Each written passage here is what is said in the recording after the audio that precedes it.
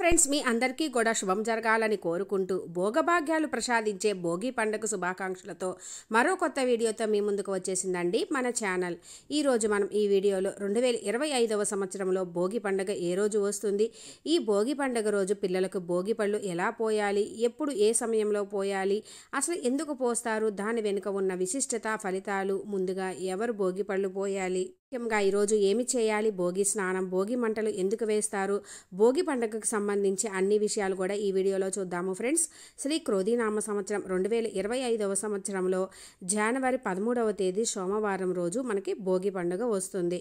ఈరోజు తిథి పౌర్ణమి తిథి, నక్షత్రం ఆరుద్ర నక్షత్రం, పగలు 11:59 వరకు ఉంటుంది. ఆ తర్వాత నుంచి పునర్వసు నక్షత్రము. భోగి పండుగ రోజు ఉన్న మరొక విశిష్టత, మన గోదాదేవి అమ్మవారు రంగనాథ స్వామి వారి కళ్యాణం అంగరంగ వైభవంగా అన్ని ఆలయాలలో కూడా జరుగుతుంది. ఈ రోజుతోటి ధనుర్మాసం ముగుస్తుంది. ఈరోజు వస్తున్న మరొక విశిష్టత కూడా ఉందండి. అది ఏమిటి అంటే, ఈరోజు పౌర్ణమి తిథి మరియు ఆరుద్ర నక్షత్రము, ఇంకా ముఖ్యంగా సోమవారము రావడం వలన ఇవన్నీ కలిసి వచ్చిన రోజున మనము శివముక్కోటిగా జరుపుకుంటాము. ఈ రోజున మనము పరమేశ్వరునికి అభిషేకం చేసుకోవడము, మనము నామస్మరణలతోటి గడపడము, శివారాధన చేయడము చాలా విశేష ఫలితాలు కలుగుతాయండి. రోజు ఎన్నో విశిష్టతలు ఉన్నాయి ఫ్రెండ్స్. మన తెలుగు రాష్ట్రాల ప్రజలు ఎంతో ఘనంగా జరుపుకునే అతిపెద్ద పండగ సంక్రాంతి. సూర్య భగవానుడు మకర రాశిలో ప్రవేశించిన పుణ్యకాలాన్ని మనము మకర సంక్రాంతిగా జరుపుకుంటాము. 3 రోజుల పండగగా జరుపుకుంటాము. కొన్ని ప్రాంతాలలో 4 రోజుల పండగగా జరుపుకుంటారు. మొదటి రోజు భోగి, రెండవ రోజు సంక్రాంతి, మూడవ రోజు కనుమ, 4వ రోజు ముక్కనుమ. ఎక్కువగా 3 రోజులే జరుపుకుంటారు. మనకి సంక్రాంతి అనగానే అందరికీ ముగ్గులు, భోగి మంటలు, చిన్నపిల్లలకి భోగి పళ్ళు పోయడము, గాలిపటాలు ఎగరేసుకోవడము, కొత్త అల్లుళ్ళు, హరిదాసులు, గంగిరెద్దుల వారు, పిండి వంటలు, కోడి పందాలు, ఇలా ఎంతో అంగరంగ వైభవంగా జరుగుతుంది. ఊర్లలో అయితే ఇంకా చాలా విశేషంగా జరుపుకుంటారు. ఈరోజు మనకి శ్రీ గోదా రంగనాథ స్వామి కళ్యాణం ఎంతో వైభవంగా ప్రతి వైష్ణవాలయంలో జరుగుతుంది. రోజే గోదా అమ్మవారు రంగనాథ స్వామిలో ఐక్యమయ్యి భోగం పొందారు కాబట్టి భోగి పండుగగా కూడా జరుపుకుంటారని మన పురాణాలు చెబుతున్నాయి. మనకి సంక్రాంతి ముందు రోజు భోగి రోజు నుంచే మనకి ఈ సంక్రాంతి సంబరాలు మొదలవుతాయి. చక్కగా తెల్లవారుజామునే నిద్రలేచి అభ్యంగన స్నానం చేసి భోగి మంటలు వేసుకొని పనికిరాని అన్ని వస్తువులు కూడా భోగి మంటల్లో వేస్తారు. ఇంట్లో ఉన్న చెక్క, కొన్ని వస్తువులు, పిడకలు ఇవన్నీ కూడా వేస్తారు. ఎందుకు అంటే పనికిరాని ఆలోచనలు అన్నీ కూడా ఆ మంటల్లో అలాగే కాలిపోవాలి అని, ఉన్న చెడు ఆలోచనలన్నీ కూడా అలాగే కాలిపోయి మనకు భోగభాగ్యాలు కలుగుతాయని విశ్వాసం. అసలు మనకి భోగి అంటేనే గుర్తుకు వచ్చేది భోగి మంటలు వేసుకోవడము. అందరూ కలిసి ఈ చలికి వెచ్చగా భోగి మంటలు వేసుకోవడం, భోగి పండ్లు చిన్నపిల్లలకి భోగి పండులు పోసుకోవడం అన్నమాట. ఆ రోజు పొద్దున్నే తెల్లవారుజామునే లేచి అందరూ కూడా అపార్ట్మెంట్లో అయితే అపార్ట్మెంట్ల ముందు వేసుకుంటారు, ఇళ్ళ ముందు కానీ, లేదు అనుకుంటే ఇంకా మనకి రోడ్ల మీద కూడా వేస్తారండి బాగా భోగి మంటలు. అదಕ್ಕೆ వీడ్కోలు పలుకుతూ, నూతనత్వానికి స్వాగతం పలుకుతూ, పాత వస్తువులు, పనికిరాని వస్తువులు అన్నీ కూడా ఈ భోగి మంటల్లో వేస్తే మన కష్టాలు కూడా అలాగే హరించుకుపోతాయి అని చెప్తారు. మనకున్న అరిష్టాలు తొలగిపోతాయి అని.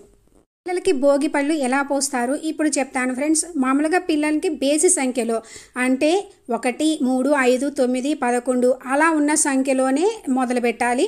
ఒక్కసారి పోసి వదిలేయకూడదు. 3 సార్లు 5 సార్లు అలా పోసుకోవాలన్నమాట.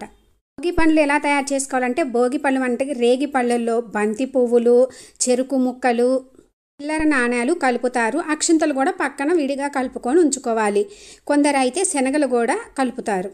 రోజు పిల్లల్ని చక్కగా తలస్నానం చేపించి కొత్త బట్టలు వేసి పిల్లల్ని తూర్పు ముఖంగా కూర్చోబెట్టాలండి. తూర్పు ముఖంగా కూర్చోబెట్టి తల్లిని ముందుగా ఆ పాపకి నుదుటన, పాప అంటే పాపు, బాబు అయితే బాబు నుదుటన కుంకుమ బొట్టు పెట్టి మొదలు పెడతారు.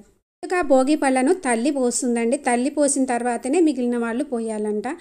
అంటే ఇంట్లో అమ్మమ్మలు, నానమ్మలు ఉంటే పెద్దవాళ్ళతోటి ముందు స్టార్ట్ చేయించుకోవచ్చు. ఇంకా రోజు పిల్లలకు భోగి పళ్ళు పోసి వాళ్ళని ఆశీర్వదించడం అనేది మనకి ఎప్పటి నుంచో ఉన్న సాంప్రదాయం. వచ్చిన పెద్దవాళ్ళ అంతా కూడా ఆ తర్వాత పోస్తారు. వాళ్ళు కుడివైపు నుంచి 3 సార్లు, ఎడమ వైపు నుంచి 3 సార్లు, అలా అంటే ఇరుగు దిష్టి, పొరుగు దిష్టి అని దిష్టి తీసినట్లుగా పోస్తారన్నమాట.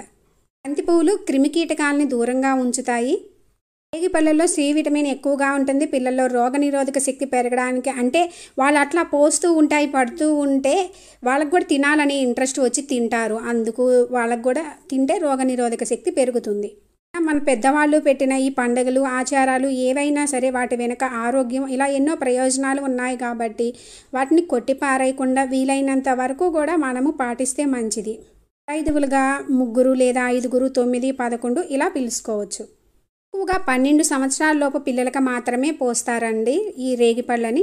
ఎక్కువగా సాయంత్రం వేళలోనే పోస్తారు. కుదరిన వాళ్ళు పొద్దున పూట కూడా పోస్తారు. పొద్దున పూట అయితే 8:40 నిమిషాల నుంచి 10-19 నిమిషాల వరకు మంచిది. తర్వాత 11:53 నిమిషాల నుంచి 12:37 నిమిషాల వరకు మంచిది. సాయంత్రం 4 నుంచి 6 లోపు మంచి సమయాలు. భోగి పండ్లను అర్కఫలం అని కూడా అంటారండి. ఆర్కుడు అంటే సూర్యభగవానుడే. భోగి మర్నాడు నుండే సూర్యభగవానుడు ఉత్తరాయణం వైపు మల్లుతాడు. అంటే భోగి మర్నాడు నుండే అనమాట. అందుకే ఆయన ఆశీర్వాదం లభించాలని పోస్తారు. అందుకే సూర్యభగవానుడు ఉన్నప్పుడు అంటే సూర్యాస్తమయంలోపే పోయాలని చెప్తారు.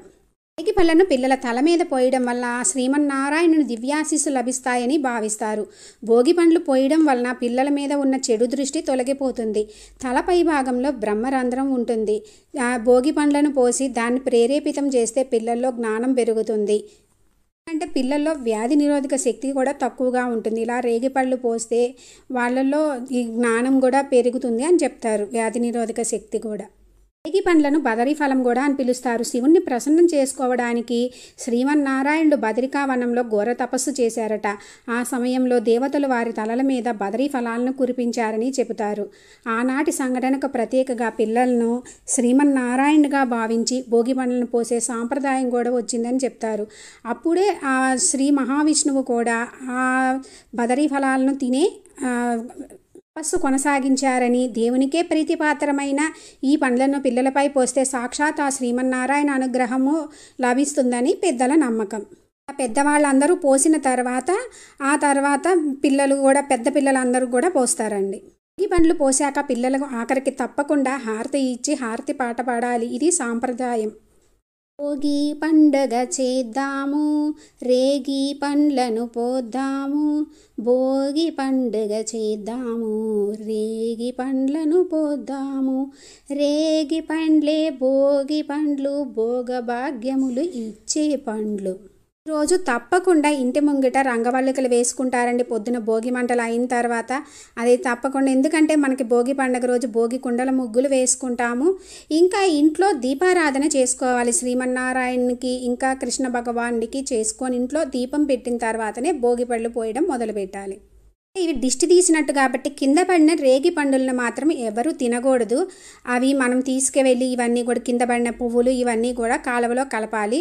చిల్లర అయితే కింద పడంగానే చిన్నపిల్లలు ఉంటే కనుక గబుక్కుని ఏరు తీసుకుంటారండి. ఇంకా ఏమైనా ఉన్నా తీసుకెళ్ళి పేదవారికి కానీ గుడిలో కానీ ఇవ్వవచ్చు. మరి చిన్నపిల్లలు అయితే వాళ్ళు కూర్చోగలిగితే కింద పీట మీద కుర్చీలో కూర్చోబెట్టవచ్చు. కూర్చోలేని వాళ్ళైతే తల్లి తన ఒడిలో కూర్చోబెట్టుకొని పోపించవచ్చు. అయిన తర్వాత పిల్లలకి వచ్చిన ముత్తైదువులందరికీ కూడా తాంబూలంతో, కొంతమంది అయితే గిఫ్ట్స్ కూడా ఇచ్చుకుంటారు. ఇంకా గిఫ్ట్స్ ఇలా అన్నీ పంచుకుంటారు. పిల్లలతోటి కూడా ఇప్పిస్తారు. ఒక్కొక్కరు వాళ్ళ ప్రాంతాల ఆచారాలను బట్టి, వాళ్ళ పెద్దలు పెట్టిన ఆచారాలను బట్టి చేసుకుంటారు. మా చిన్నప్పుడు అయితే భోగి మంటలు అయిన తర్వాత ఆ వేడి నీళ్ళలోని ఊర్లలో వాళ్ళు చాలామంది అక్కడే నీళ్లు పెట్టుకొని వేడి చేసుకొని తల స్నానాలు చేసి ముగ్గులు వేసుకొని అసలు రంగరంగ వైభవంగా జరిగేదండి. సాయంత్రం అయితే ఇలా భోగి పళ్ళు పోసుకోవడం పిల్లలకి చాలా సరదాగా జరిగేది. పిల్లలకి దిష్టి తగలకుండా ఆ శ్రీమన్నారాయణ అనుగ్రహం కోసం ఈ భోగి పళ్ళు పోస్తారు. విశేషమైన ఈ భోగి పండుగ రోజు భోగి మంటలు వేసుకొని బొమ్మల కొలువులు పెట్టుకొని పిల్లలకి భోగి పళ్ళు పోసుకొని ఎంతో ఘనంగా భోగి పండుగ చేసుకొని ఈ భోగి రోజు అందరూ భోగభాగ్యాలను పొందాలని కోరుకుంటున్నాను ఫ్రెండ్స్. Thanks for watching.